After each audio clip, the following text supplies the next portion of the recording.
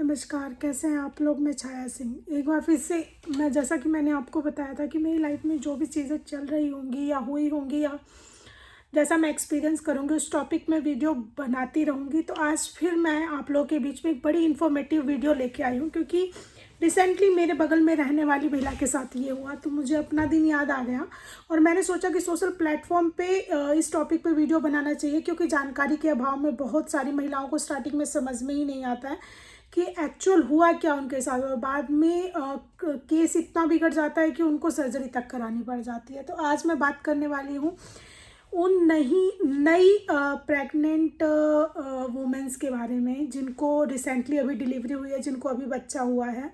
बड़ा कॉमन सा इशू है ब्रेस्ट में दूध का जमा हो जाना। तो मैं सबसे पहले शुरुआत अपनी स्टोरी से ही करूँगी। तो मेरी पहली बेटी हुई तो मुझे कोई प्रॉब्लम नहीं हुआ, क्योंकि उस टाइम पे मैं वर्किंग नहीं थी, मैं घर पे ही रहती थी। और जैसा कि आप लोग जानते हैं कि अगर बच्चे सबसे पहली बात कि अगर दूध पिलाने में बच्चे को गैप ना हो तो ये प्रॉब्लम जनरली होती नहीं है। मैं या फिर कई बार ये होता है कि आप दूध तो फ्रिक्वेंटली पिला रहे हैं बट बच्चा अच्छे से ले नहीं पा रहा है, दूध की फीडिंग नहीं कर पा रहा है, तो उस कंडीशन में भी दूध जमाव की समस्या सामने आती है। तो मेरे केस में फर्स्ट बेबी के टाइम में मुझे ऐसा कुछ भी नहीं हुआ, तो मुझे बिल्कुल प्रॉब्लम नहीं, ना ही इस चीज़ का एक्सपीरियंस था। दिक्कत तब हुई जब मैंने अपने सेकंड बेबी को डिलीवर किया, और मेरी डिलीवरी के मुझे लगता है 10 से 15 दिन के अंदर ही, क्योंकि उस टाइम पे मैं वर्किंग थी, मेरा अपना काम चल रहा था, तो मैं उसके चक्कर में इधर उधर होती रहती थी। तो हुआ ये कि मेरे कॉलेज का एक अर्जेंट अपील का इंफॉर्मेशन मेरे पास आ गया, मेल आ गया कि इस फाइल को अपील में रखा गया है। तो मैं चली गई ऑफिस में, और आप लोगों को पता है जब हम किसी सरकारी कार्यालय में जाते हैं तो काम होने में बहुत टाइम लगता है। तो मेरे साथ भी यही हुआ, मैं सुबह की गई हुई थी अपील अटेंड करने और आते आते मुझे शाम हो गया, और मैं जस्ट न्यूली ही मदर बनी हुई थी। मुझे लगता है मुश्किल से अभी 10-15 दिन भी नहीं हुए थे। मेरी मम्मा थी घर पे, उन्होंने, चूँकि ये काम इतना अर्जेंट था, अगर मैं नहीं जाती तो कॉलेज का अप्रूवल रिजेक्ट हो जाता या बहुत सारी प्रॉब्लम आती, तो मुझे जाना बहुत ज़रूरी था किसी भी सिचुएशन में। बट ये था कि मेरी बेटी को शुरू से थोड़ा बहुत हम लोग डब्बे का दूध भी देते थे, क्योंकि सबको पता था कि मैं वर्किंग हूँ, तो धीरे धीरे बच्चे को बाहर के दूध की फीडिंग की भी आदत करानी पड़ती है। और वैसे भी जनरली डॉक्टर भी आपको बता ही देते हैं, कई बार क्या होता है मदर को दूध नहीं आता है या इस टाइप की चीज़ें। खैर, दूध आना ना आना ये मेरी कोई समस्या नहीं थी। तो मैं उस चीज़ पे आती हूँ। तो जब मैं शाम को घर आई तो मुझे मेरे ब्रेस्ट में बड़ा पेन सा फील हुआ, तो ये तो मैं समझ गई कि दूध जम गया है इस वजह से। तो मैंने क्या किया, हाथ से दूध को निकाल के बहवा दिया, क्योंकि वो दर्द बहुत कर रहा था। तो मैंने वहीं पे मैं वॉशरूम गई और मैंने बहवा दिया। फिर भी उसके बाद मैं घर पे आई तो वो ब्रेस्ट इतना टाइट हो गया था कि मेरा बच्चा अच्छे से दूध नहीं पी पाया। उसके बाद मैं कंटिन्यूसली घर पे ही थी, कम से कम 1.5-2 महीना मैं कहीं नहीं गई। लेकिन 2-3 दिन बाद मुझे हल्का सा पेन ब्रेस्ट में फील होता था, ऐसे जैसे नसें टाइट हो रही हो ब्रेस्ट की, हल्का सा फीलिंग, नसें टाइट। तो बार बार मैं हाथ से ऐसे करती तो मतलब कुछ अनकंफर्टेबल फील होता, बट ये नहीं पता चल रहा था कि दूध जमा हो रहा है। मेरी बेटी पीती रही दूध को, मुझे हल्का हल्का पेन शुरू हुआ। फिर 3 महीने बाद मेरे को ज़्यादा पेन होने लगा, मुझे कुछ लम्प सा बन रहा था, गांठ सी एक बन रही थी। तो मैं बड़ी परेशान, फिर मैं डॉक्टर के पास गई। मैं आजमगढ़ में उस टाइम पे रहती थी, दिल्ली से मैं आजमगढ़ आ गई थी जहाँ मैंने काम शुरू किया था। फिर मैं वहाँ पे एक बहुत अच्छी डॉक्टर थी, डॉक्टर मधुलिका, उनसे मैंने दिखाना शुरू किया। उन्होंने बोला कि बेटा ये आपको ना मैस्टिस हो गया है, ये दूध जम गया है आपका, तो इसमें बहुत परेशान होने वाली बात नहीं है, आप ये एंटीबायोटिक वगैरह है आप ले जाओ। और मेरे पर काम का इतना प्रेशर था कि मैं उनकी एंटीबायोटिक दवाई कॉन्टीन्यूसली खाती रही 1 महीना 1.5 महीना। और उन्होंने मुझे ये भी नहीं बताया कि इसका ऑपरेशन होगा, या अगर 2-3-4 दिन में ये चीज़ ठीक नहीं होती है तो हमें सर्जरी करनी पड़ेगी, ये कुछ भी मुझे नहीं बताया। होली आ गई और मैं इतनी पेन में थी, मतलब आपको मैं बता नहीं सकती कि दूध जब जमा हो जाता है तो इतना पेन होता है, सारी पेन किलर काम करना बंद कर देती है।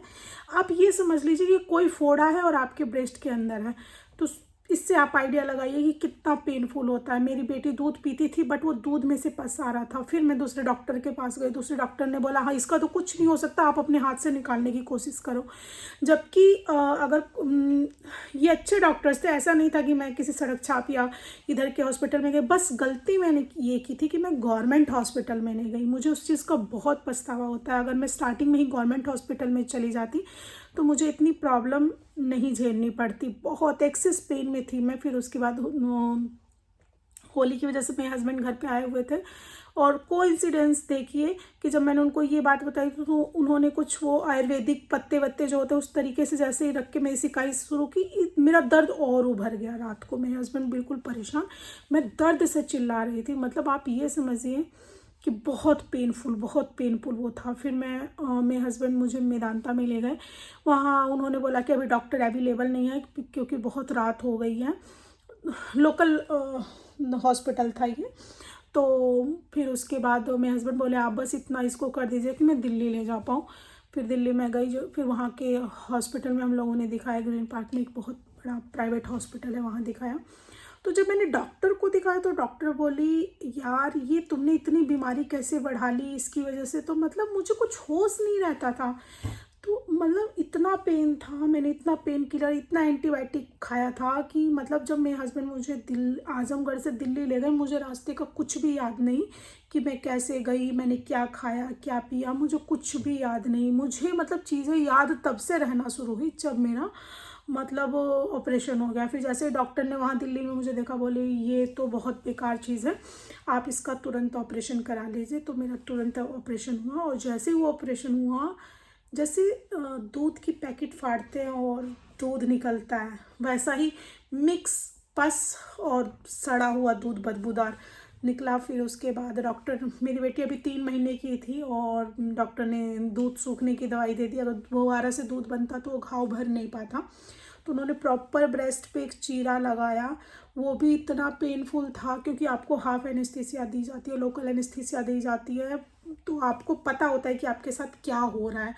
और उससे भी बुरा होता है जब वो हाथ डाल के अंदर ड्रेसिंग करते हैं। ओ गॉड, इसलिए मैंने सोचा इस वीडियो को बनाया जाए ताकि किसी भी फीमेल्स को इस दर्द से ना गुजरना पड़े। लिटरली बहुत पेनफुल होता है। मैं आप सभी लोगों को यही कहूँगी, जैसे ही अगर आप रिसेंटली न्यू मॉम बनी है, अगर आपको हल्का सा भी आपके ब्रेस्ट में ऐसा फील हो रहा है अनकंफर्टेबल, ऐसा लग रहा है कि नसें खींच रही हैं या नसें उभर गई हैं या अनकंफर्टेबल कुछ भी जिससे आपको बार बार अपने ब्रेस्ट को छूने का फील आए, तुरंत मतलब सिकाई करके अपने ब्रेस्ट को खाली करने की कोशिश करिए। या जिस साइड ऐसा आपको फील हो रहा है उस साइड अपने बच्चे को दूध पिलाना शुरू कर दीजिए।